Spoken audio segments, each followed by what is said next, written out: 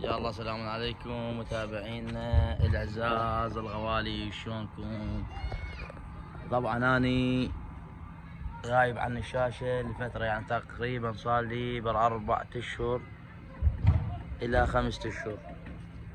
فتعرفون انشغالات والتزامات ودوام وعمل، يعني انتظرونا بس هالفترة، تحملونا الشهر الثالث مو هواي بحيل الله، ونرجع وياكم فيديوهات قوية والتفاعل حلو ان شاء الله. بس شريد من عندكم، واللي اريده من عندكم اريد تفاعلكم بهذا الفيديو، تمام؟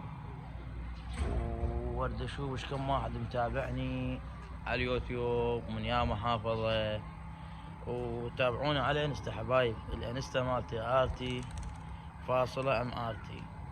اما على التيك توك الثقيل طال عمره اس ارتي، بالاخير اس ار تي، ثقيل طال عمره اس ار تي، هم ام ار تي ام وبصفر رقم 8، تمام؟ وان شاء الله يعني نراويكم فيديوهات ممتعة، بس اريد تفاعلكم لان هالايام تفاعل ماكو. السلام ورحمة الله. هذا ابو خضير خزعلي بعد قلبي. دوس خالو، عندك دوسات هالايام لو ماكو؟ ان شاء الله ايه بالسيكي. بالسيكي؟ اي والله ما شبابنا الاعزاز، ما اوصيكم، اريد هذا الفيديو يصعد.